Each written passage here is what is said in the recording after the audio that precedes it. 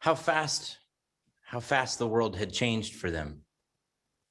Only 3 years prior, they called the Galilee home, just like their parents and their parents' parents. They say they liked the simplicity of seaside life, but truth be told, it was the only life they knew until he came by, and then everything changed.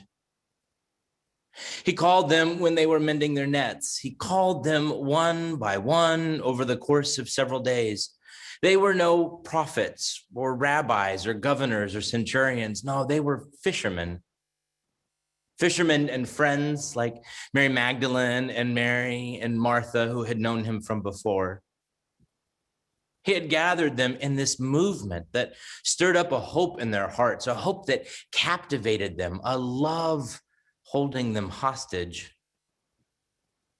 Memories of those days in the Galilee flashed before them when they stood there with him, now on Golgotha, now here in Jerusalem, which is a planet away from the Galilee, hardly bucolic, but instead crowded, chaotic, a whirlpool of competing agendas. And they were so out of their league. When he was caught, some of them fled. Some of them, like Peter, committed astonishing betrayal. Others just evaporated. When the crowd yelled, crucify him, they were mute, unable to protest, aghast and frozen in profound horror. When the soldiers laid on him the cross, they did not help. More fled, most, except for Peter, now with a heart full of regret, and John, whom Jesus loved, and the women who never considered walking away. Queen among them was Mary. She had a knowledge and a wisdom much deeper than the others. Was she there at this execution because she was a follower of his or because she was his mom? Probably the latter. Few bonds are stronger. When he twisted on the cross, she must have been crying because that was her son. It was her son, even if he was also the Son of God. They brought him down, now with Nicodemus and Joseph of Arimathea, and they laid him in a tomb nearby. They went home, and they wasted away the hours in disbelief. Sometimes we forget this, but Jesus was crucified on that Friday so as not to crucify him on the Passover, on that most holy day, which is to say that they sped things up. They sped things up so those involved, principally among them the temple authorities who had lobbied for his death, they sped things up so that they could all go celebrate the Passover, all go celebrate how God brought his chosen out of slavery in Egypt to new life in the promised land. How cruel it must have seemed for them now as they tried to pull the feast together. How could they slaughter another lamb? So they waited in disbelief until the feast day passed. They didn't forget the act that God did out of Egypt, but they couldn't shake either the prophecy of Jeremiah, who said God told him of Rachel, their ancestor. She refuses to be comforted for her children because they are no more. How fast the world had all changed. Even now in this past week, it was only last Sunday that the crowds came out to meet him, throwing down palm and olive branches before him, frustrating the donkey whose feet slipped on the leaves underneath. And now this, a triumphal entry, and then an unfathomable defeat, all in 6 days. They went early in the morning on the third day. They went early to beat the crowds, to bypass anyone who might stop them and harass them for having cared for Jesus. But mostly they went early because it gave them something to do, something to put their minds to and distract them from the events prior, even if it meant they were tending to the burial of their beloved friend and teacher. Wait, stop right here. Something's not right. Something's not right. The stone is moved back. Something's not right. The grief is turning to anger. Stop right here. Who is that man? Who is that man sitting in the tomb on the right side, dressed in a white robe? What is he doing here? Muscles tighten. Any sleepiness that lingered with them on the walk here is gone now. Just adrenaline and anger. Do not be alarmed, he says to them. You seek Jesus of Nazareth. He has risen. He is not here. Tell the disciples he'll meet them in the Galilee, back home, where it all began. And they went out, Mark says, and fled from the tomb, for trembling and astonishment had seized them. And they said nothing to anyone, for they were afraid. For they were afraid. Who could blame them? After all they had gone through, after all they had seen, who would expect anything different from them but fear and terror, but trembling and astonishment? These had become commonplace emotions in the days since the world changed, navigating it as best they could just to keep their head above water, just to stay alive. Nobody flees in delight. Nobody cowers in hope. No, you do that when you think the worst might find you. You do that to hold on to whatever bit of agency and control you think you might still have. In the days since his arrest, they had all become so very vulnerable. And vulnerability begets survivability. It increases one's protective defense and desire for control. I will hold on to this much. I will keep what I still can. You know, I never imagined that I'd be preaching another Easter sermon into my laptop again. We have better lighting now. And the flowers, but the disappointment I felt last year, not seeing this church full, has carried over to this Easter. Last Easter, things had just gotten started, even though we were hoping and telling ourselves it was just about over. Do you remember that? Do you remember that? We thought we had this thing in the bag. Or at least we thought it would never get as bad as it did. Some of us have lost loved ones. We've lost neighbors. Perhaps we've lost a little hope in our ability to band together to do the right thing, instead drawing peculiar front lines over masks and drugs we can't pronounce, even if it eventually did mean we stopped hoarding toilet paper. I'll speak for myself here now, but I've also lost what I realized was a misconception that I had carried for a long time, that I had control over the world around me.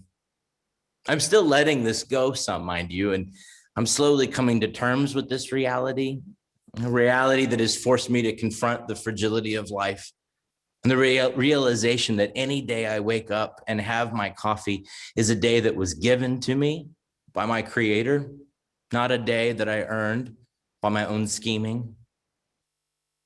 I am trying to identify the places in my own head where I still want control, and I can already see this will be a lifelong project. But this year was a crash course for me, and perhaps for you too, a force, unifying reminder to us all that we are not in charge. And if it's taught me that fear and control are related, because in letting go, I'm also ever slightly fearing less. Let me say it this way.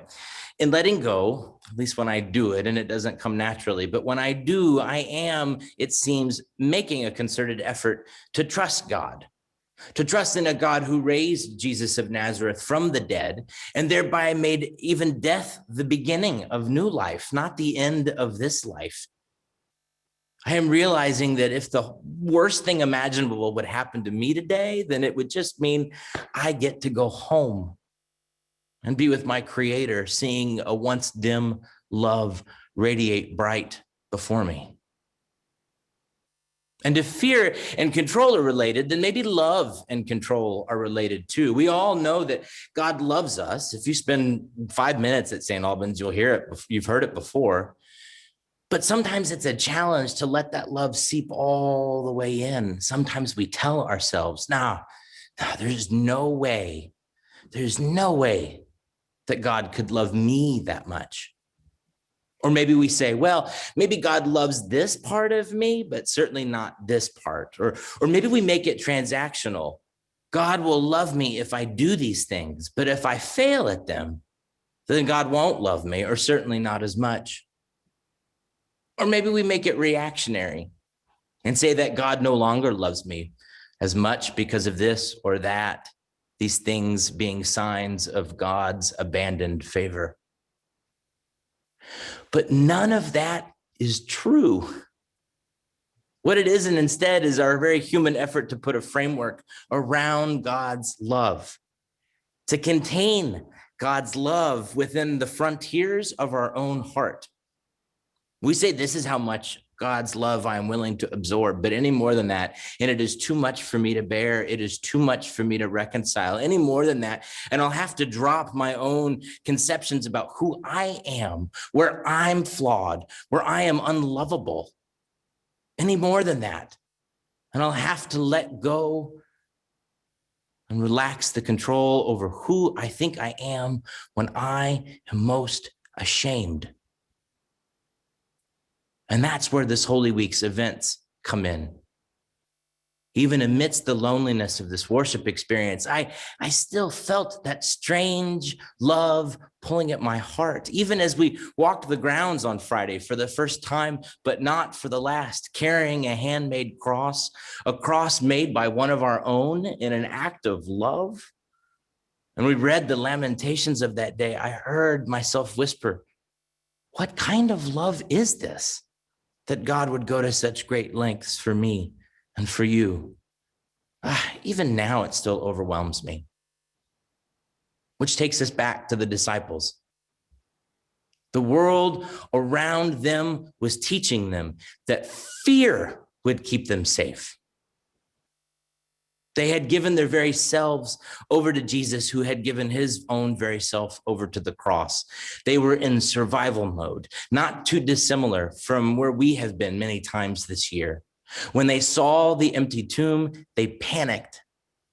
They never imagined that God could love them enough to follow through on the promises that Jesus, their teacher, had made, even as he told them this was all part of the plan.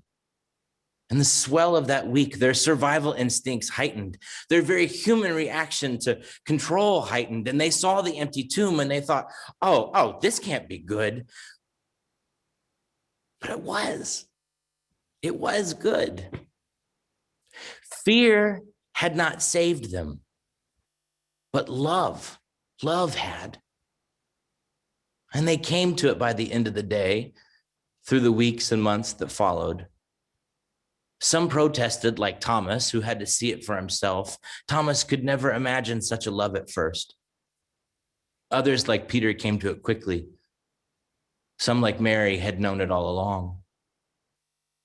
The reaction of those first followers that Easter morning, my friends, their reaction is a gift to us now, because we get to see them come to that realization in the gospel story we read, that love would save them, not fear. It's a journey for each of them, but they get there. And it powers lives that are fueled by love. Whether it be Peter, no longer haunted by the cockcrow, spreading the good news, or it be Paul, whose zealous heart sang its best songs in jail. It had powered generations that followed them, centuries also bereft with pandemics and strife, and it is now handed down to us on this day. So may God indeed give you the grace to never sell yourself short, the courage to risk something big for something good, the wisdom to know that the world is now too dangerous for anything but truth and too small for anything but love. Because with those gifts in the back pocket of your heart, there is no room left for fear.